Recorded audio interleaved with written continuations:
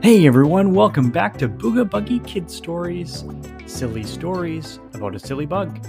In today's episode, Booga Buggie steals all of the chocolate Easter eggs before the kids can get to them. Alright, let's see what happens. Booga Buggie was sitting up in his house in that plum tree, and the weather was turning nicer. It was springtime. And some flowers were coming out, and some trees were starting to get more leaves on them, and the grass was growing. And Booga Buggie loved this time of year. It was a really good time to be a bug. And then he noticed something a little bit odd that he's never noticed before. He saw Elon and Fifer's mom and dad in the backyard, hiding some things. It looked a little bit like shiny, round things, but he couldn't quite tell what it was. So he just sat there in his house watching them. And they would sneak all over the yard to some bushes, under the patio, in the grass, and some flowers, even in the plum tree where Booga Buggie was hiding. So he sat there waiting and waiting and waiting until they had finished. And when they had finished, Elon's mom and dad went back inside the house. And Booga Buggie was so curious to know what those round things were that he crawled down the tree and sneakily scurried to that branch that had one of those round, shiny things. And as he got closer, he's like, "Oh, I know what these are. These are chocolate Easter eggs."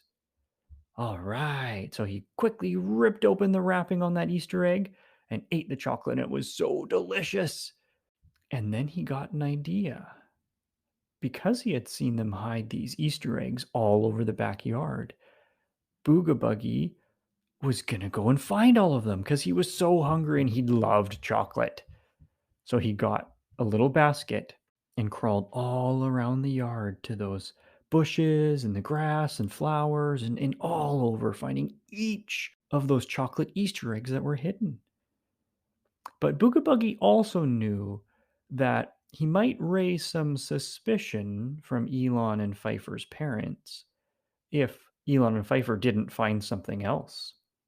So, as he was taking those chocolate Easter eggs, he had replaced them with some vegetables. So, in one spot, he put a little carrot, on another, a little mini cucumber, on another spot, a little cherry tomato, and every single time he took a chocolate egg, he replaced it with a tasty vegetable, and he thought Elon and Pfeiffer and his parents would never realize it. And Booga Buggie thought that Elon and Pfeiffer and their parents would never realize that Booga Buggie had made the switch from chocolate to vegetables. So, later that afternoon, Elon, Pfeiffer, and their parents ran to the backyard. Pfeiffer and Elon both had a little basket that they were going to go capture all of those chocolate Easter eggs. And they were so excited because they love chocolate too. And it was something that they did on a bunch of Easters is go and collect chocolate Easter eggs. So their parents stood on the patio watching the kids run around trying to find eggs, but they couldn't find any eggs at all. And then Pfeiffer said, "Look, here's a cherry tomato," and put it in her basket. And Elon found a carrot on the plum tree, which he thought was super weird. So he actually ate the carrot, but then kept looking for more things. And they found cucumbers and asparagus and broccoli and all sorts of vegetables all over the backyard, which was really weird because normally vegetables grow out of a garden, but they were just randomly scattered in the backyard in really good hiding spots. Now, their parents were on the patio and they looked at each other and they couldn't understand what was going on. It was as if the chocolate Easter eggs had turned into vegetables. While Elon and Pfeiffer were eating the vegetables, the parents didn't really mind. I mean, it's a healthier option, so they actually thought this was a great idea. Maybe they should hide vegetables more often to make it fun to find so they eat them. But when Elon and Pfeiffer realized that there were no chocolate eggs and all they were getting were vegetables, they were a little bit sad because they had expected some Easter eggs. And they didn't know that Booga Buggie had collected all of them. Meanwhile, back in Booga Buggie's house, high up in that plum tree in the backyard, Booga Buggie was watching and chuckling to himself because it was so funny that he had confused everyone. And at the same time, he was still eating a lot of those chocolate eggs, but he was getting pretty full. So he thought that he'd try something else. He sprinkled some special Booga Buggie dust onto those chocolate eggs because he wanted those chocolate eggs to grow little legs and little arms and run around so he could chase them and then eat them. But nothing happened. And he was a little bit confused because normally his special dust turns them to be alive, but this time it didn't. So it was getting late, and Booga Buggie went to bed. And while he was in bed, he woke up with a strange noise. Crack, crack, crack, crack, crack, crack. He looked over and couldn't see anything. And then he went over to the other room, and that's the room where he had put those chocolate eggs.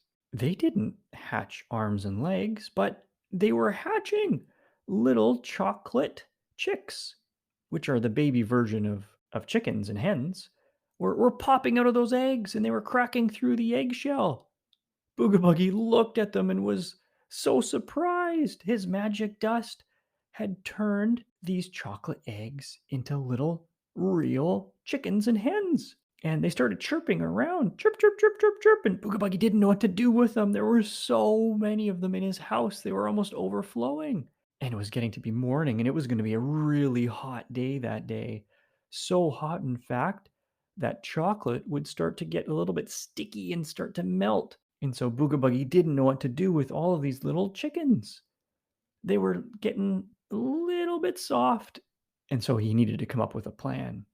He gathered them all up into a trailer in the back of his Booga Buggie mobile, and he drove as fast as he could to the airport. He loaded them up into an airplane, hopped in, and he flew all the way to the only place that he knew was cold all year round, to the North Pole, of course. He knew at the North Pole, these chocolate chicks would stay cold and not melt from the sun. So, after he got close to the North Pole, he said hi to Santa and dropped off those chocolate chicks to live in the North Pole where they'd be safe.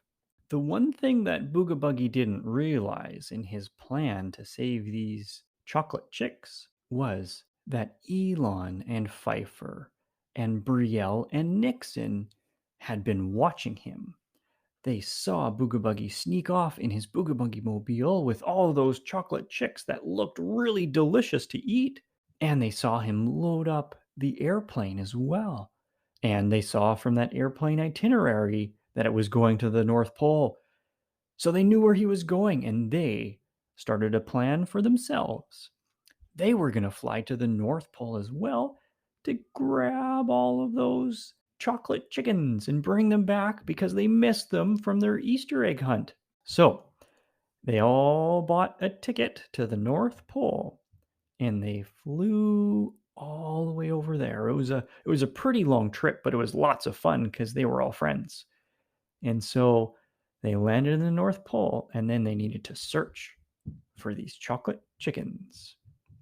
Each of them had brought their snow gear, they had brought a sled, and huge suitcases to pack all those chocolate chickens in. But they had a hard time finding them until finally they saw little brown footprints in the snow, and that must be made from the chocolate.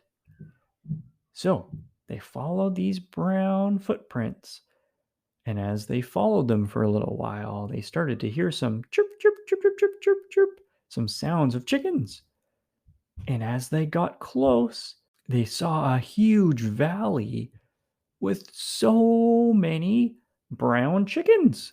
And they were brown because they were all made of chocolate, and there was a couple white chickens that were made of white chocolate. So they hopped on their sleds and they sled down into the valley all the way to the bottom.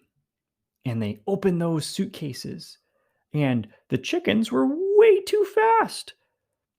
So what they decided to do was grab those chocolate eggs instead of the chickens because they couldn't run around because they were just eggs. So they grabbed as many eggs as they could and threw them into their suitcases as they were going around and around this valley. And The chickens realized what was happening, so the chickens started chasing after them. So Elon and Fifer and Nixon and Brielle started dashing every way to run away from the chickens, at the same time grabbing as many chocolate eggs as they could because they were still so hungry and they missed all the chocolate that they didn't eat. And finally, all of their suitcases were becoming really full and heavy to pull around on their sleds. So they zipped up their suitcases, they pulled the sleds up the valley again, and they ran as fast as they could back to their plane to head back home. So they had landed back at their hometown, and Brielle and Nixon went back to their house, and Elon and Fifer went to their house. It was starting to get pretty warm out because spring you can get really sunny days and you can get rainy days, but this spring was a really exceptionally hot spring. And as they were walking back to their house, what they didn't know is inside of their suitcase, all of those little teeny tiny chocolate eggs were melting. But they kind of conformed a little bit to the shape of the suitcase, but also stayed a little bit to the shape of an egg. And by the time they got home and they unzipped their suitcases, there was a huge, giant, like the biggest one you've ever seen, chocolate egg that they pulled out of their suitcase. Now, it wasn't a perfectly shaped egg because it still looked a little bit like a suitcase, I guess. But still, it was huge, just a huge block of chocolate, pretty much. Oh my goodness. They looked at the egg thing and they were so hungry and so excited because it's been so long since they had eaten chocolate. So they started to pick away at the outside and started to eat the shell a little bit. But then they all of a sudden heard crack, crack, crack, crack. And this giant egg was starting to crack. And out popped a ginormous chicken. It was like the size of a very big dog, and it popped out of this egg. They didn't know what to do.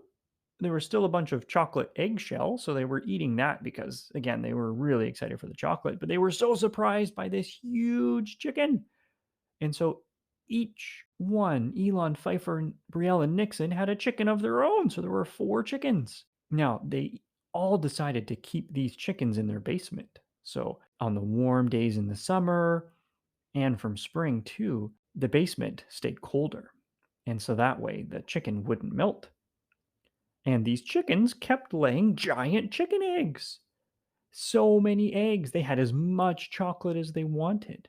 And some special days, their parents decided to make scrambled chocolate eggs for breakfast.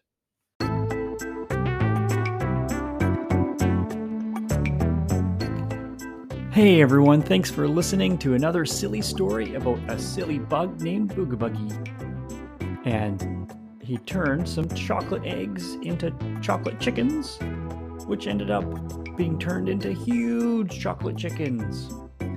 All right, well, stick around for more episodes and feel free to rate